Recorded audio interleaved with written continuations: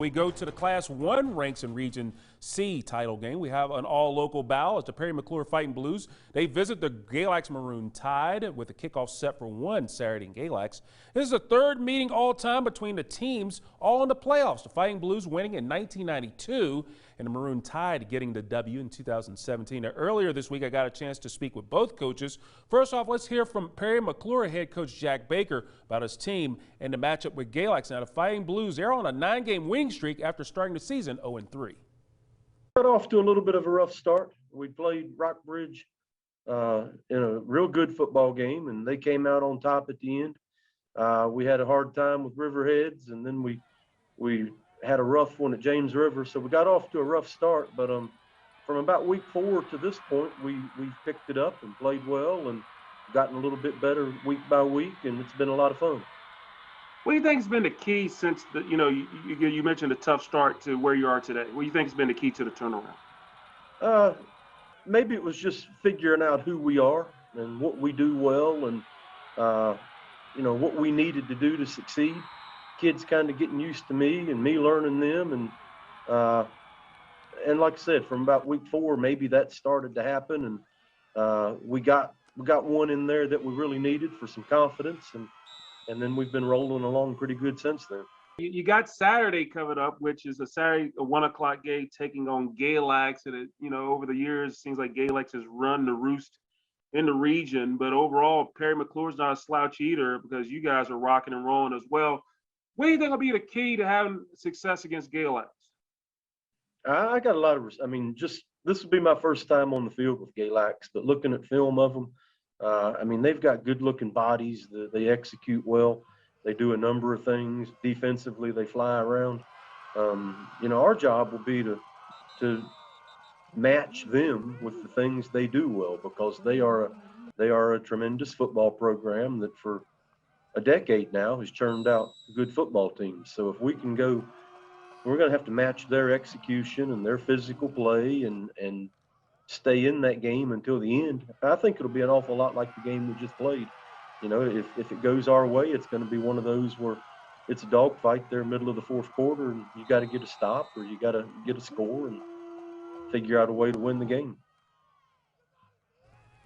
Meanwhile, the Galax Maroon Tide, they have won 6 straight regional titles. They're looking for lucky number 7. Galax head man Shane Allen has a lot of respect for the Fighting Blues. Here's Coach Allen.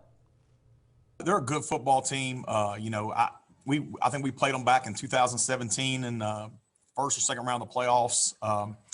My first year in Galax, I think we played them in the first or second round of the playoffs. And, they have a rich tradition of a football program. And, we've seen them on film. And, they're a really good football team. They're really, really big and physical. And, it's going to be a battle. Can we hold up against their size and strength and see if we can, be physical, match their physicality. That's what, we're going to stress this week to our kids. They're going to be physical. They're going to try and wear us down and pound the ball on us. And, our guys have got to step up and be able to take it on for 4 quarters because it's going, it's going to be, the game's going to be won or lost in the 4th quarter. Remember we were talking a little bit I hate saying last season because actually it's not really last year, more last season because you played the spring. But obviously you had a great run. Made it to the title game, ran up against Riverheads. But and then you graduated a lot of people. But then it just seems like it's just still it's more like people. I've heard coaches with great programs like Galax say we don't rebuild, we reload. It seems like you're reloaded and you're back to where you were, regional finals, and then an opportunity to go to the state semi. Yeah, we lost a really good senior class that had probably, they had played in, 4 state semifinals and 1 state final and 2 state finals that graduating class last year. So, they had a lot of success, and there was, 3 or 4 guys that had, produced for us for 3 and 4 years. So we knew, coming back, we would have, a lot of our offensive line back, but skill-wise, we were bringing in a lot of new skill guys.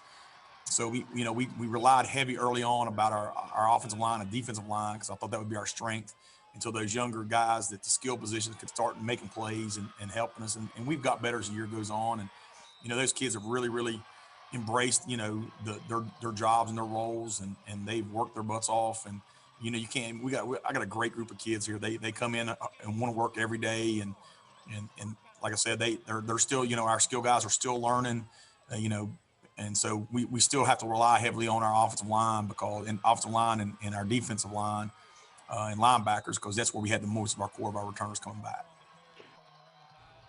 Meanwhile, the winner of the Parry McCluer Galax game, they get Holston. Holston shutting out Patrick Henry Glade Spring 24-0. So again, Parry McCluer Galax winner will visit Holston.